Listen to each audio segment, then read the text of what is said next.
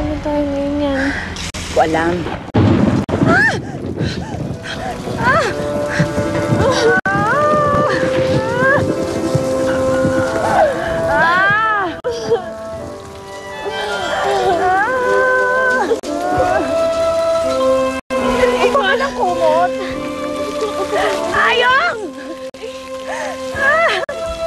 Maskara ko!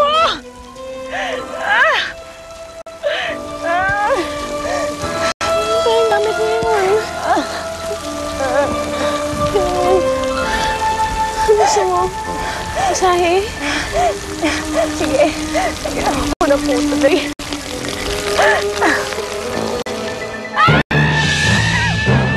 Paano ba magpaalam sa mga taong mahal mo?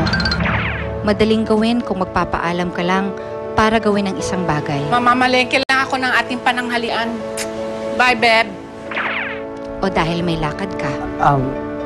Mami, mauna-una ako. Meron ho akong taping eh. Good. Teka, may baong ka na ba? O kung gusto mo lang umalis sandali. Paula, lalabas lang ako. Magpapahangin lang ako sa labas.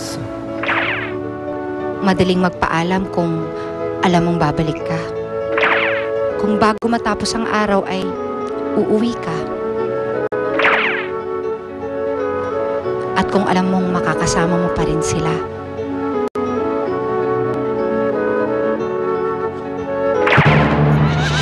Pero paano kung umalis ka dahil mayroon kang tinatakbuhan? At alam mong di ka maaaring bumalik dahil mayroon kang tinatakasan.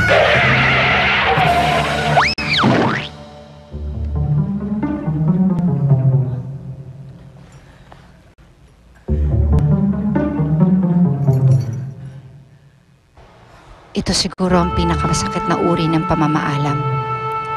Yung hindi mo masabi ang dahilan. At ang pag-uwi ay walang kasiguraduhan. Naku, Mang Elvis, kitang-kita ko nang pinasok mga armadong lalaki ang bahay ninyo. Oo nga, Mang Elvis, mga mukha pa silang hudlo. At saka may narinig akong sumigaw. Ha? Teka. Nakita niyo ba kung anong ginawa nila kay Sam? Hindi po eh. Eh baka siya na nga yung sumigaw. Ako nga nakita ko, hinahabol siya ng mga lalaki. At nahuli at sinakay pa sa kotse. Naku.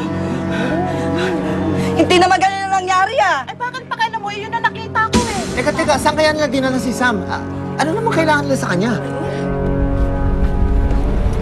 Sigurado ka ba sa gusto mong gawin, Sam? Parang, ito lang talaga yung tanging paraan eh. Ayokong makulong. Ayokong bigyan ng sama ng loob ang nanay ko tsaka tatay ko. Sige, puntahan natin yung tiyahin ko sa Quezon. Doon na lang tayo tumuloy pansamantala, ha? Salamat, Barang, ha? Ano na lang mangyayari sa akin kung wala ka?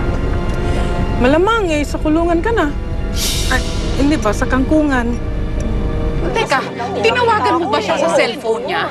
Hindi ko naman siya makontak eh. Bakit nakapatay na yung cellphone niya? Lang din na nakita ko.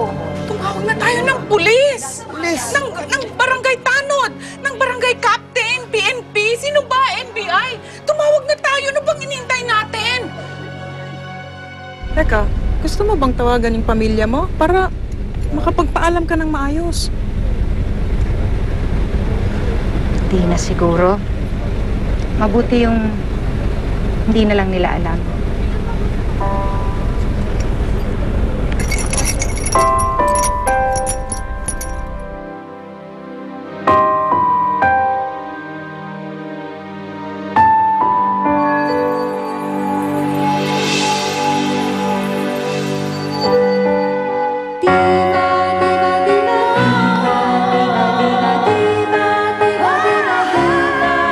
Kilala mo ba ang